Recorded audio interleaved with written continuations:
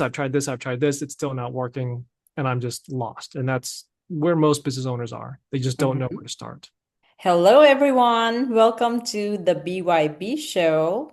Build your business, be your best. Today, we have an amazing person in our show. He is a senior strategist for EDNA Digital Marketing. He's also number one best-selling author, instructor for SBDC, and he's also a speaker for National Association, business groups, and private companies in digital marketing. And he has been in the digital marketing industry for 9 years. So I would like to welcome Mr. Daniel Gouw. Thank you, Sujata. It's a pleasure to be here. First of all, I would like you to introduce yourself to our audience, right? Tell a little bit about yourself, your business. Mhm. Yeah, so my company is EDNA Digital Marketing. We've been in the digital marketing space for about 9 years now, really helping a lot of businesses, local businesses primarily in the professional spaces. So doctors, lawyers, those types of businesses, but also worked with national brands all across the country. But really, it's all about helping businesses grow, helping them get more clients, more patients, and scaling their business. So, Mhm. what sparked your passion for digital marketing? And what was that moment you realized that this is what I'm meant to do? Yeah, so there's a couple different things that play into that. My father was an entrepreneur, and so he had a small business for almost 45 years. And he was a great entrepreneur. He went through the ups and downs, and when there was a business challenge, he really enjoyed trying to figure it out. And so I think that was something that always wanted to do, kind of follow in his footsteps, have my own business, and digital marketing was one of basically kind of the how I was able to start up this business. Now, the other part of that is also my mentor, Edward Tay. He was kind of the one that guided me in this direction because digital marketing, it's been around for a long time, but kind of more recent within the last 10, 15 years, it really started to take off. And so there's always a need for marketing. And this is the part of my dad and his business. I always wanted to be in business. I always like talking to business owners. I always like working with business owners, but many of them just don't understand how to run their business, grow their business. And it's typically one of the biggest issues that any business will have. How do you get more clients, more customers? And Mm-hmm. so with digital marketing, that was one of those things where I was able to help business owners in an industry that's growing quickly and also being able to just talk to and work with business owners on an ongoing basis. So I think that's really what fueled me getting into digital marketing and having this digital marketing company. Love it. Every business needs that, right? And most businesses, like to get more customers, you definitely have to do more of the marketing, right? The more people see you, the more people will do business with you. Exactly. Exactly. Mhm. It's about attention, it's about exposure. So, and Yeah. most businesses don't know how to do that, or they have a very outdated or antiquated view of how it should be done. But you wouldn't believe how many business owners I talk to. It's just they're like, I don't know what to do. I've tried this, I've tried this, I've tried this. It's still not working, and I'm just lost. And that's where most business owners are. They just don't know where Mhm. to start.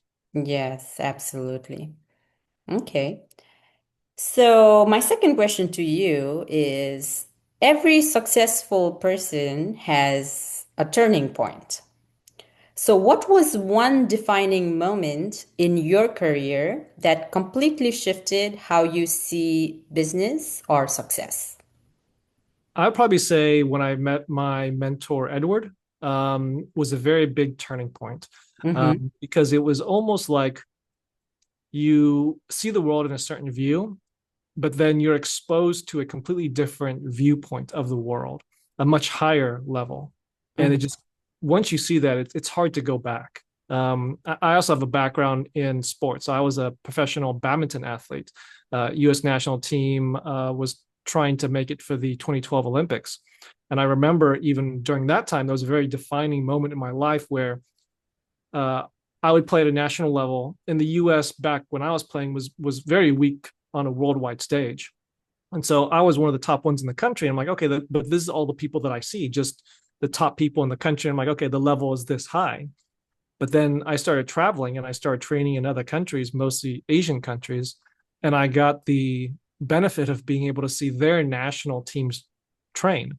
And these people are number one, number two, number three in the world. Mm-hmm. It was just, I saw how they trained, I saw how they moved, I saw how they played. And it was like, man, I couldn't believe the level. I thought the level was here. This is really, really high, but the level was really way up here. Mm-hmm. So it's almost like that. Like once I saw that, it's you can't go back to being like, okay, this is the highest level. And now you see, oh, this is actually really low level. This is really high level. So after meeting my mentor Edward, he's him just showing me like what else was out there as far as how high you can go. Then it really changed and kind of just very impactful on me as far as Mm-hmm. what's out there, how far can I achieve, and what I want to do and accomplish. That's amazing. And that's the best part about having mentors, right? They help you see things that you can't see. And when it comes to success, I don't think there is like a limit, right? Mm-hmm. There is always room to grow. No matter how successful somebody is, right? Yeah. There is still room to grow. Mm-hmm. Exactly. Yeah. Mm-hmm. It's, you think even about the top, I like going back to sports because that's my background, but you think about even the top athletes. You think about Michael Jordan, LeBron James, I'm coming up all basketball players, Tom Brady back when he was playing, like even at the top of their game, they had coaches. If Yeah. anything, they believed that they needed more coaches. It wasn't that they're like, oh, I'm at the top, I don't need coaches anymore. It's at the top, you need even more coaching. Mm-hmm. So it's definitely really important to have coaching, to have mentors, because they're able to show you the way. They're able Yeah. to explain to you the pitfalls they've seen that they've experienced or that they've seen other people go through and help you to avoid that. So they're really accelerating your learning curve. So what would take you 10 years to learn on your own, maybe you can get there in a year with a mentor. So that's Absolutely. why it's so critical. You need to have a mentor, you need to have a coach. Yes. And also to see your own potential, right? Because when you didn't have a mentor, you had this limited view. When your mentor Edward came into the picture, your view expanded. It's you, but then, with a mentor, you get to see like a higher perspective, a bigger perspective. Yeah, exactly. Mhm. Exactly. Yes. Okay. So, my next question to you is what's a challenge or failure that ended up becoming a powerful lesson? Something that shaped your growth as a strategist or a leader? Mm-hmm. Man, that's a tough one. I'd probably say it's being put in a situation that I'm not comfortable with. So with this company, I'm largely taking, oh, I mean, I do a lot of things in the company, but sales was a really big role that I was in charge of. And if you would have asked me when I first started in this industry, it's like, oh, like, what's the one thing that you do not want to do? What's the one thing that you're probably the worst at? I would have said sales. Uh-huh. And that's not to say that by now I'm a sales genius by any means, but it was something that it was my weakest skill. And I had to learn how to overcome it. I had to pick up other skills. I had to practice. I had to just lose sales and do a terrible job a lot of times because I just didn't know. I didn't have the skill set. I didn't have the confidence. And even I didn't have the mindset for it. But over time, as I just learned and learned and learned, it's like, okay, mess this deal up, mess this one up, mess this one up, mess this one up. And over time, you learn and learn and learn. I Mm-hmm. think something that is important to understand is that even for skills that you may not be the best in or that you don't like or that you just don't have developed, going through and just going through that, I'm gonna call it suffering, the failure, the over and over, and then you get to learn from there. So I Mm-hmm. think if you talk to most successful people, you ask them why they become so successful. It's because they failed their way to success. It's they failed, they learn from it. They failed again, they learn from it. They fail again, they learn from it. And you just they keep improving themselves. So I think in my case, that was it. It was just being put in a position where I wasn't very strong at, but I had to learn how to make it successful. And when I when I had a time when I failed, that I had to go back and think through, okay, well, why did I mess up here? Why did I mess up here? How can I overturn that? How can I overcome that so that next time around I do a little bit better, a little bit better, a little bit better? And Mm-hmm. so now I just feel like my skill set is so much different from when I started. And of course, I'm still learning, but I need to start somewhere. And because Yeah. of these failures, that's how I got to where I am now. Because if I would just given up after one or two failures, I would have never developed the skill set. I would be okay. Let me focus on something else. But because Mm-hmm. I had to go through it over and over and over again, that helped increase my skill set. Mm-hmm. That's amazing. And, from where you started to where you are now, right? So it's all about learning, repetition, practice. And I would say, failure is just a stepping stone to success, Mm-hmm. right? Yep, exactly. Yeah. Exactly. Okay. So now let's move to about AI, right? So Mm-hmm. AI, it's changing the game, right? Now it's growing so fast. How do you see AI reshaping digital marketing strategies in the next 2 to 3 years? And what should small businesses do right now to stay ahead? Yeah, great question. I think that it's going to have a profound effect in the digital marketing space, but not only digital marketing, but all areas of life, or I would say the vast majority of areas of life. Different industries, many of them are going to be vastly overhauled. I think, particularly in the digital marketing space, it would be more about implementation. So I think a lot of companies, digital marketing companies, are going to be moving more towards implementing AI. How are you able to implement this AI system specifically to your business? I still think there's going to be the need for, I'll call it consulting. So, hey, this is my business. What I do from a marketing perspective, I still do think there's going to be the need for that. But maybe in the next 2 or 3 years, I think it's still going to be there. 5 years from now, 10 years from now, that may be a different story, where the AI is just so much smarter Mm-hmm. than any given person. But I think for now, it's going to be good to have digital marketing companies to help consult. And then there's going to be the shift to marketing companies implementing AI for businesses. But for business owners to keep ahead of it, they need to be aware that number one, AI is here to stay. I can't see a situation where it is going to go away completely. It's almost like the internet, like when the internet first started. It's in the beginning, it's like, oh, this is kind of a cool thing. It's kind of neat. And then more and more people start using it. They see the power of it. And then after that, it's like, we can't get rid of it now. You think about getting rid of the internet now, it's like, it's unfathomable. Yeah. And I think it's gonna be the same thing with AI. But I think for business owners, they need to understand that utilizing it now is important because even though there's a lot of news about the AI boom, I feel that many local businesses, small, medium-sized businesses are not utilizing AI. If they are, very, very minimal. Like when I ask most business owners are using AI, they're like, oh yeah, I use ChatGPT. But that's a Mhm. very small part of it. There's a lot more application to it. So they need to get on top of this before the competition does, because there's still that first mover advantage. Yes, But at the absolutely. same time, they also need to have some idea of what it can and what it cannot do and how quickly it's going to evolve. So they don't want to just be like, oh, they talk to the first AI consultant and they give them this great pitch. Oh, okay, I've heard AI is good. Just install the first thing that I hear. So you do need to kind of balance that. Is the AI really going to help them? But they should utilize it. But from there, it's a matter of what exactly should they utilize and what can really make a big difference in their business. Mm-hmm. Yeah, Mhm. absolutely. So my next question to you is we're seeing a rise of personal brands and micro influencers dominating the space, right? Mhm. So how can business owners position themselves like creators without losing professionalism? That's a really good question. I would say that they need to be who they are. So putting content out there, showing who they are, and not trying to be something they're not. Mm-hmm. I do definitely think that there's going to be more of a rise in these micro influencers, kind of whether you want to do it or not. It's Yeah. you have to because especially in a world we talked about AI, where is this video AI or not? Is this photo AI or not? Are you real? Are you just an AI? I think people are going to move more towards genuine connections, and Mm-hmm. I think micro influencers are kind of close to that genuine, oh, you're actual human being. I want to be connected to you. I don't want to be connected to just an AI bot. And so I think most people should think of themselves as a micro influencer, not necessarily in the traditional sense where it's, oh, I have this Instagram following of 100,000 followers. It's more of a, hey, I'm an expert in my space.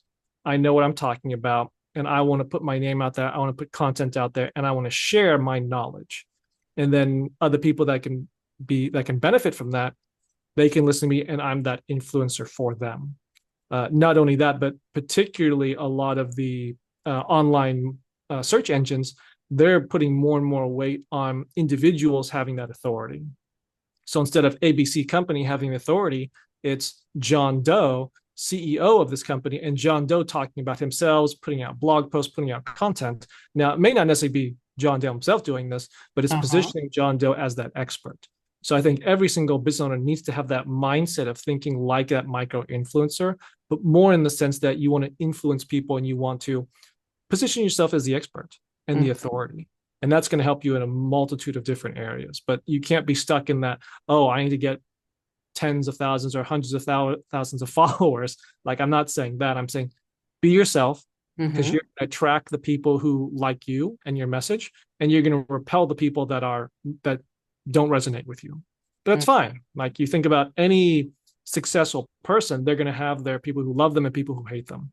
Yes. And usually the more people that really love you, the more people that really hate you, you typically know you're going in the right direction. If Mm-hmm. nobody hates you, you're probably not well known enough. Yes, absolutely. Mhm. So marketing is both science and art, right? Yes. How do you personally blend data-driven decisions with creative intuition while crafting a campaign? Yeah. So that's part of what goes into that process. So there are, from a scientific point, so there's the data. Now you have the data. Okay, what decisions do we want to make based on the data? But the creativity that comes into it is what's going to work and what's not going to work. I mean, you can have people that's in this industry for decades and decades, and even they can't tell you with 100% accuracy, this is going to work or this is not going to work. So that's what goes into the creative process. We can come up with ideas and put it out there, but the data is really what's going to drive, is this working or not? So we think of the data more as the litmus test. That is what we're positioning ourselves against to see, is our ideas working? But the creativity side, that's what we have to put out there to see what people are going to get attached to. What are people going to resonate with?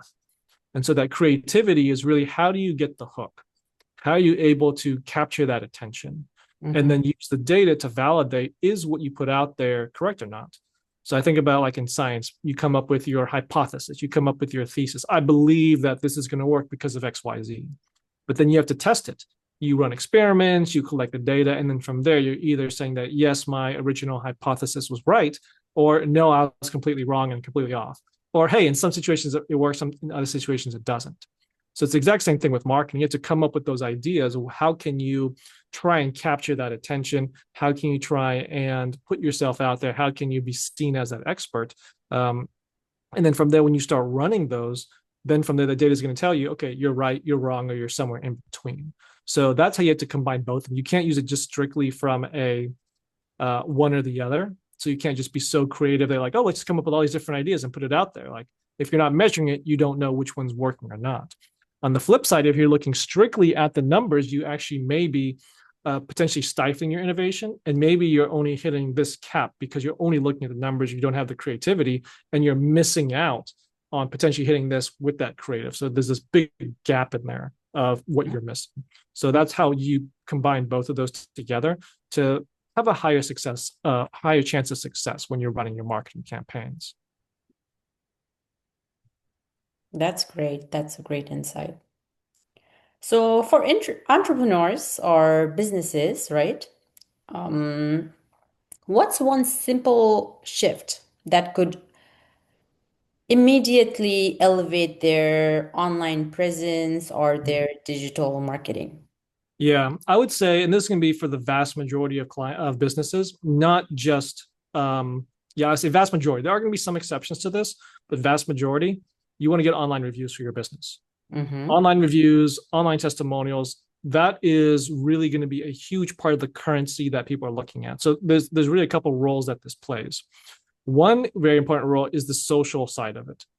So you think about this, like, if you think about, if you're going to a new restaurant, let's say your best friend says, hey, you got to try out this restaurant that just opened up. Food's amazing. It's the best I've ever had in my life. And then what happens when your best friend says this? You're probably going to look it up. Mm-hmm. So you look it up and you see that this restaurant has 300 reviews and an average 1.5 star rating. Would you still go to that restaurant? Some I don't people think might, so. but I've been using this example when I teach my classes to business owners. I would Hmm. say about 75 to 80% do not go, say they won't Uh-huh. go. And so, which is what most people do. Like I've been guilty of that too.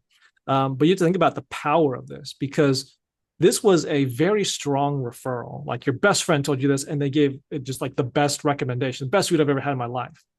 But still, 80% of people took the word of 300 strangers over the word of their best friend. Hmm. That's how powerful that social proof is. So Yeah. having more good online reviews is always going to help you. Not only that, but search engines like Google is looking more and more at this also. So, hey, what are people saying about this business? And so that's the other part as far as if you want to be shown higher, Google's going to give you more credit for these reviews. Now, I understand some businesses don't do online reviews. Getting video testimonials is also a good thing as well. So, again, anything that's able to build up that credibility, build up that authority is going to be powerful because no matter what type of marketing you do, no matter what type of business you do, having higher authority, having higher credibility is going to help you. And that's really what these online reviews do. Even if you have an e-commerce store, having reviews on your products is going to be very helpful. So you think about with like Amazon, when you are looking for a product on Amazon, what are you probably looking at most? I mean, you look at the price, but you're also probably looking at the stars Hmm. and the star reviews. And if the star reviews is really bad, but it's a low price, you probably won't get it. Yes. So people, or if you do get it, like that's still going to be a very big factor in how you make your decision. So Hmm. everyone's looking at the stars, everyone's looking at the credibility, especially now where we're going into this era of AI. There's less of that personal connection. So people are looking more and more for, hey, what's that social proof? What's that authenticity? What's that credibility? And they're going to be driven more and more in that direction. So Hmm. having for your business can always help you. Yes. Even for me, like, whatever I buy, the first thing is the reviews. And if it is not good, then I don't buy. Yeah, price doesn't matter at that point. Yes. Uh-huh. Yeah, absolutely. And, EDNA Digital Marketing has 5.0 stars. Mm-hmm. Yep. So, 100 reviews, 100 mhm. reviews. So I mean, it wasn't easy. It took us time to get there, but I mean that's Uh-huh. part. Like it's Yeah, and it's the proof of yeah, how amazing the company is, right? yeah. It's funny because digital marketing companies. You talk to any digital marketing company, they're all going to tell you, oh, it's important to have good online reviews. But you look at their online reviews, most don't have many online reviews. It's the Yeah. funniest thing, Huh? but it takes time. It And does, yes. It but does. And then for such a long time to maintain that, right? It mm, it actually speaks hugely about how amazing your team is working, how amazing the company is, because most of the marketing agency company, they have bad reputation yeah, because they talk about it, but then when it comes to results, there is no results, right? exactly, Mm-hmm. exactly.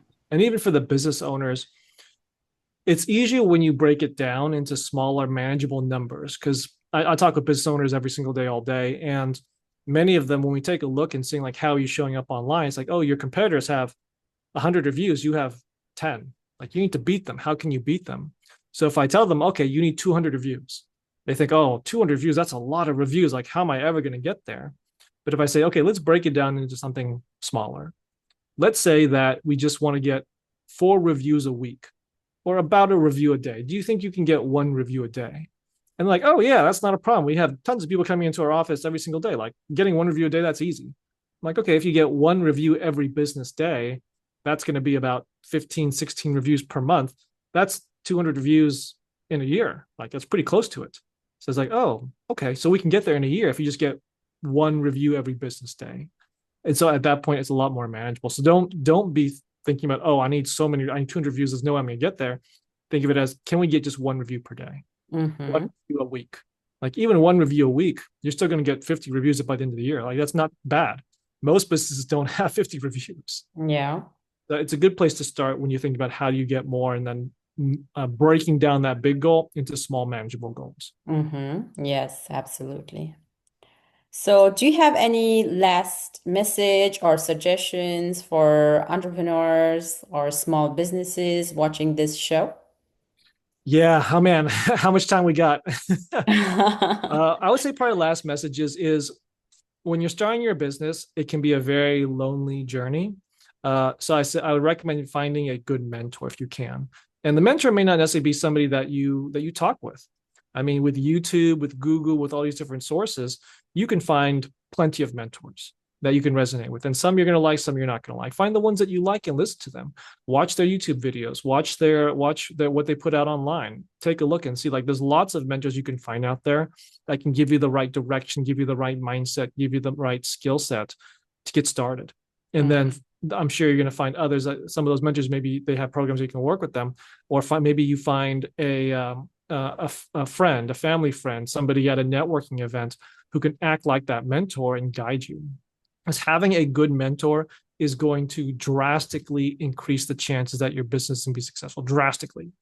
I don't remember the exact numbers, but I think it's something like 70% of businesses will be out of business in the first 5 years or something like that. Some really high number. And so you want to make sure you're not part of that majority. You want to be part of the minority that is successful. Mm-hmm. And if you talk to most successful business owners, many of them are going to say they had a mentor or a coach or somebody that helped them along the way. So find yourself a good mentor.